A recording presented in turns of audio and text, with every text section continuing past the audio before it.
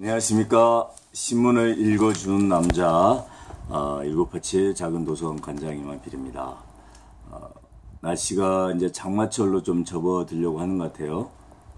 올해 같은 경우는 한 30여 년 만에 늦장마가 시작이 된다. 그래서 7월 달에 장마가 시작이 될 것 같은데요. 여하튼 장마철 대비 잘 해주시고 인명피해가 없도록 또 다른 피해들이 없도록 조심했으면 좋겠다는 생각입니다. 오늘은 광주일보 신문을 읽어드리겠습니다. 2021년 6월 29일 화요일자 광주일보 신문입니다.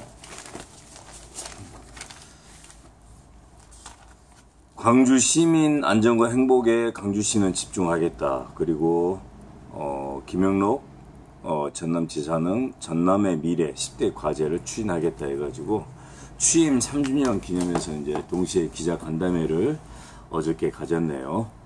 네, 이제 이용섭 광주시장님은 남은 1년은 초심을 잃지 않고 시민의 안전과 행복을 위해서 새로운 광주의 미래를 여는데 시정 역량을 집중하겠다 이렇게 밝히셨고요.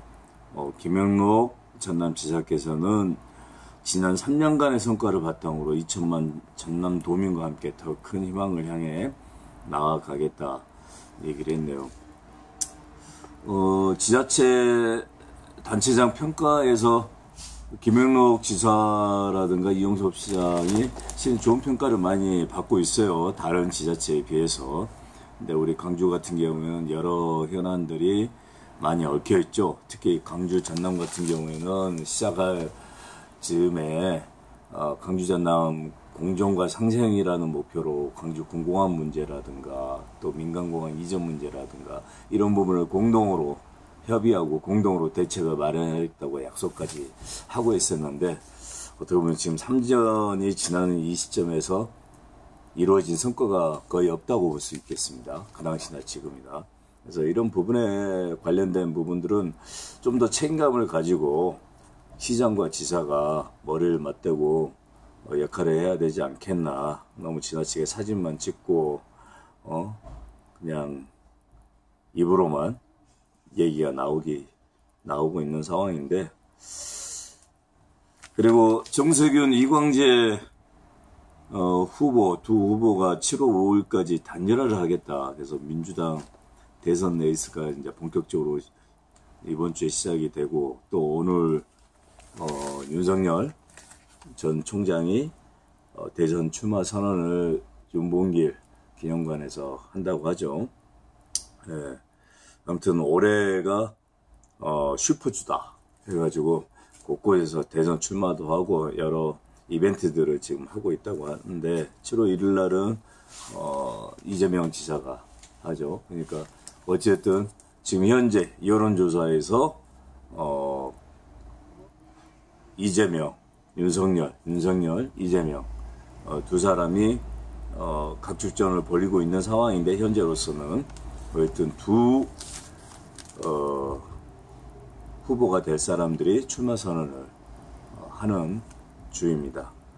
여러 가지로 대선 레이스가 본격적으로 이제 이루어지고 있다고 볼 수 있는데, 아무튼 내년 2022년 대선 3월 9일 날 있죠.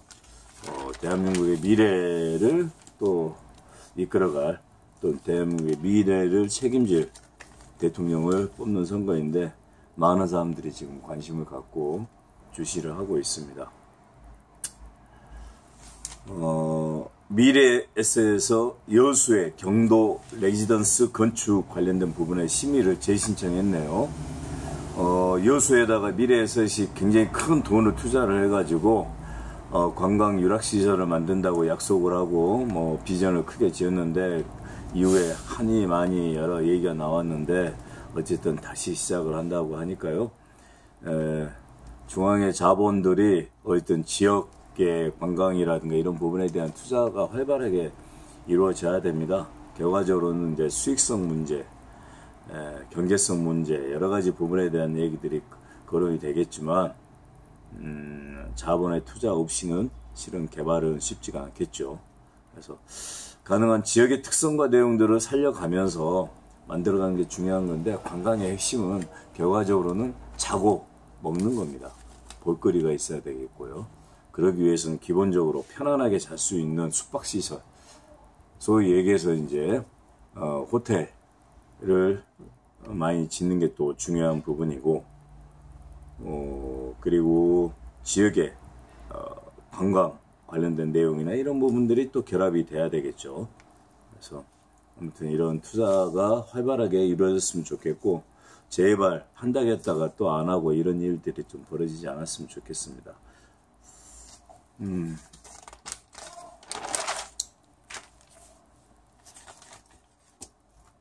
요동치는 야권 대선 경쟁 구도 해가지고 지금 어저께 최재형 감사원장이 사퇴를 했죠.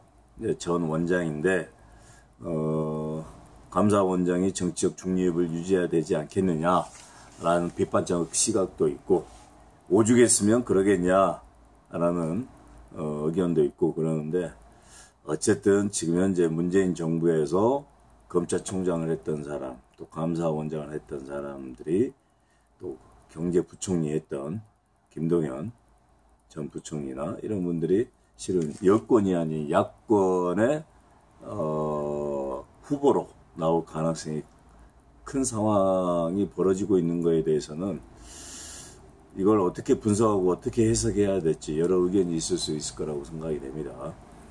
어쨌든 제가 볼 때는 이제 바람직한 일은 아니죠. 바람직한 일이 아니라는 얘기는 왜 지금 현재 문재인 정부에서 이런 문제가 발생이 되고 있는지에 대한 내부적인 비판과 성찰이 좀 필요할 것 같습니다.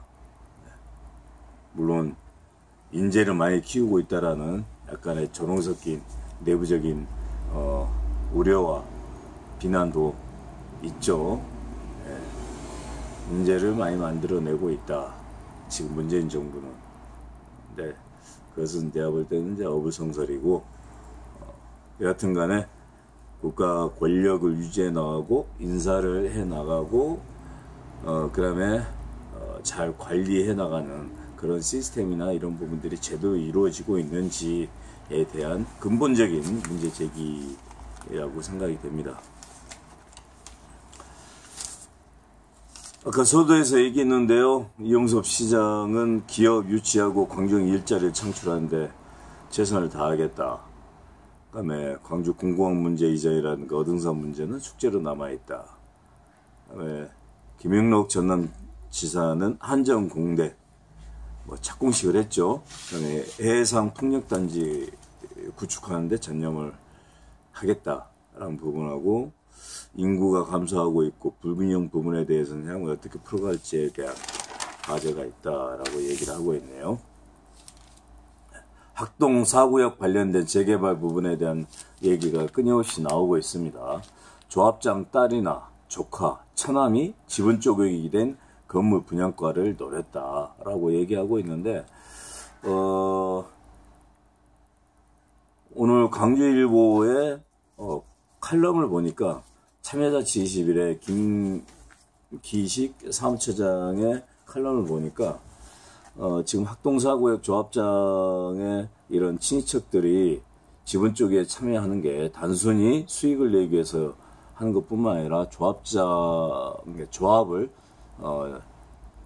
주도하겠다 라는 의지가 강한 것 같아요. 조합이 만들어지고 그 조합을 통해서 발생되는 이익이 엄청나다고 합니다. 시공사들이 사전에 한 10년 동안 조합장에 활동비를 준다든가 운영 자금을 준다든가 여러 부분에 대한 어떤 비용들을 사전에 투자를 하고, 그 돈으로 조합장이라든가 또 조합의 임원진들은 수익을 내고, 그래서 그 조합을 지속적으로 주도해 나갈 수 있는 어떤 그런 자금 확보라든가 개인적 영락을 누리기 위한 부분들이 크다고 합니다. 그래서 어쨌든 그런 부분에 대한 내용들이 두 번 다시 반복되지 않도록 잘 경찰에서 이번에 조사를 해야 되겠죠. 경찰 수사를 개인적으로 믿지 않습니다. 예. 검찰이나 경찰의 수사가 어쨌든 지금 보통 보면 개인정보 관련된 부분 핑계를 대고 얘기한지 모르겠지만 여하튼 권력 관련된 수사는 지금도 의지가 별로 없어요. 건드려봐야 뭐 대딸이나 건들지. 근본적인 개혁이 필요합니다. 경찰이나 검찰이나 또 판사를 위주로 한 사법 권력에 대한 개혁이 필요합니다. 그런 개혁을 이루어내는 가장 기본 핵심은 결과적으로는 권력 있고 힘 있는 사람들이 거기에 개입해서는 안 돼요. 입김을 줘서는 안 된다는 얘기죠. 근데 문제는 그건 수사권이라든가 이런 부분이 주어졌다고 해서 경찰이 강력하게 검찰이 강력하게 수사를 하고 하냐, 또 그렇지도 않은 것 같아요. 지금 보면 제도가 시스템의 문제다 막 얘기하고 그러지만 실은 개인 한 명이 얼마나 강력한 의지를 가지고 권력의 눈치 보지 않으면서 수사를 하겠다라는 그런 걸 가지고 있느냐. 제가 봤더니 수십 년간 길들여져 있는 것 같아요. 그런 부분에 대해서 스스로도 필요합니다. 경찰이 수사권을 가진다고 해서 어마어마한 수사로 발휘해가지고 갑자기 수사를 잘하고 공정하게 한다? 택도 없는 얘기죠.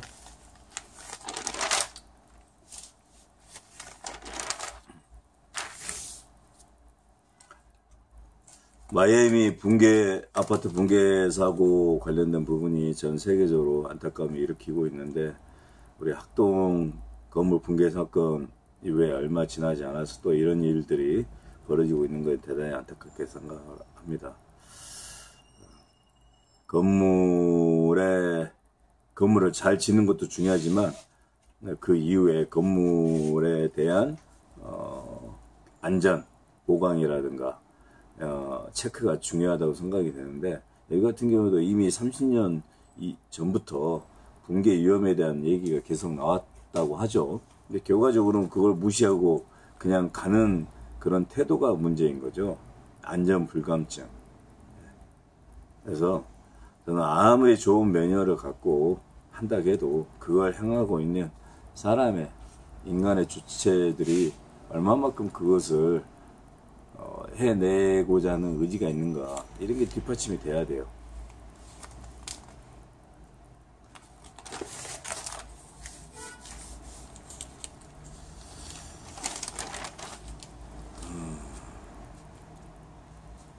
강주문화재단에서 동네 책방을 돌아다니면서 북토크를 했네요.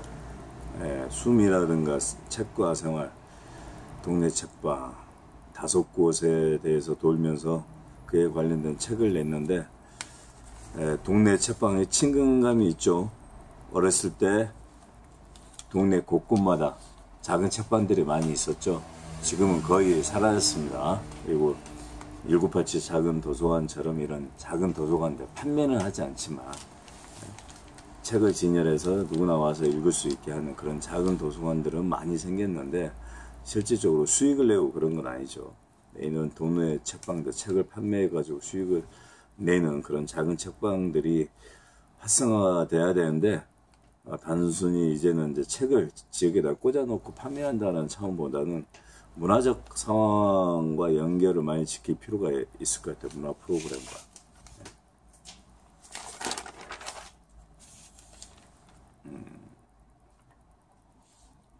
목포 관련된 먹거리가 소개가 됐네요. 목포 먹갈치, 민어회, 낙지전골, 꽃게살 무침, 덕자찜과 덕자회.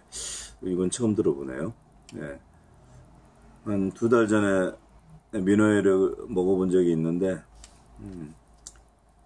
비싸죠. 민어회가 좀 가격이 쌌으면 좋겠는데, 이 해산물이라는 게 잡히는 양에 따라서 또 어업의 조건에 따라서 많이 달라지고 있고 그러기 때문에 그렇습니다.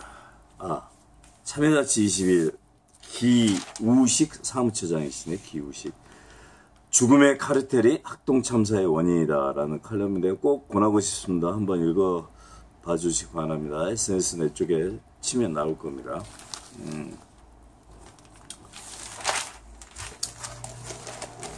오늘 신문은 여기까지 읽어드리겠습니다.